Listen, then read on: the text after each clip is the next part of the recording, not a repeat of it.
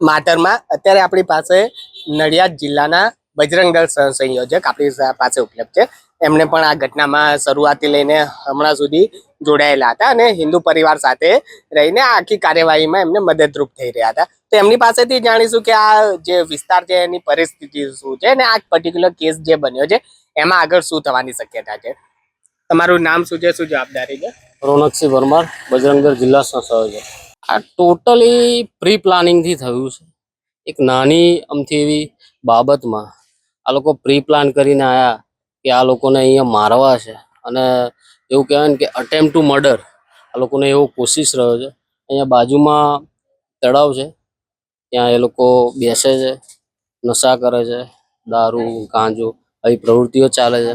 ત્યાંથી એ લોકો 2 કે 3 જ મિનિટના અંતરમાં બધા માણસોને એ લોકો કઈ રીતે ભેગા કરી શકે. એટલે ટોટલી પ્રી પ્લાન હતું અને આ એક જિહાદી પ્રવૃત્તિ હું જોઉં છું. અમે જ્યારથી ઘટનાની બાતમી મળી ત્યારથી પરિવાર સાથે જ છીએ. પરિવારને હાલ તો પોલીસ ફરિયાદ થઈ છે. કલમો જે કંઈ લાગવાની હતી એ લાગી છે, પણ અમે ટોટલી પરિવારની સાથે છીએ અને આગળ કાર્યવાહી જે કંઈ પણ થશે, પરિવારને બીજું કંઈ સાથ સહકાર જોતો હશે તો બજરંગ દળ જોડે ઊભું છે. આ વિસ્તારમાં એક પછી એક આવી ઘટનાઓ અમે સવારથી અહીંયા છીએ તો અમારા ધ્યાનમાં આવ્યું કે ઘણી બધી આવી ઘટનાઓ બની છે. તો કેમ આ ઘટનાઓ બની રહી છે અને શું એમાં તમારો શું વ્યૂ છે?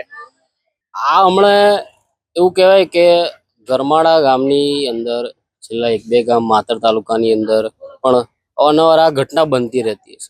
હું આ જિહાદી માનસિકતાવાળા લોકોને કહેવા માંગીશ કે હવે શાંત થઈ જજો.